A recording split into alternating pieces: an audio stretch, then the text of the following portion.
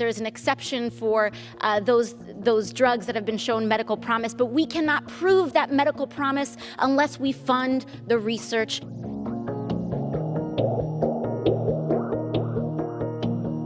Madam Chair, I rise today to offer this critical bipartisan amendment that will allow United States researchers to study and examine the extraordinary promise shown by several Schedule I drugs that have been shown in treating critical diseases such as MDMA's success in veteran PTSD, psilocybin's promise in treatment-resistant depression, or ibogaine effectiveness in opioid and other drug addiction.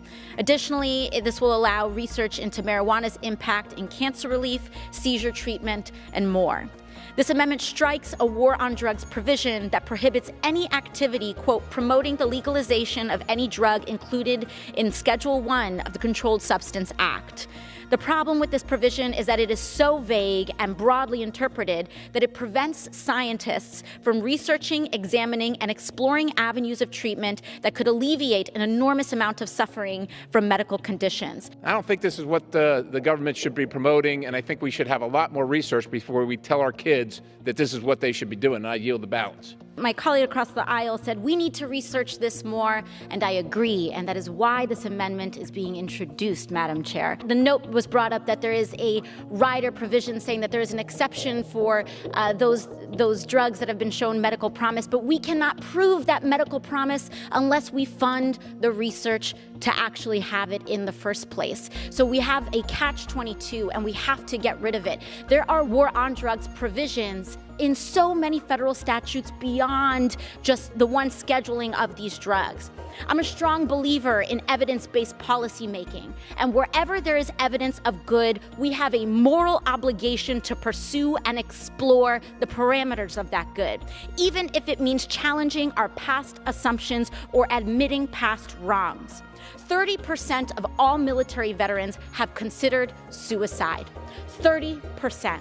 So if a substance shows promise in treating PTSD, we have an obligation to study it. One of the leading causes of death in America today is suicide. So if a Schedule I drug shows clinical promise in treating and in treatment-resistant depression, perhaps it is not the drug we should say is morally wrong, but perhaps it is the law, the schedule, the statute. Moreover, I'm proud to say that this is a bipartisan amendment.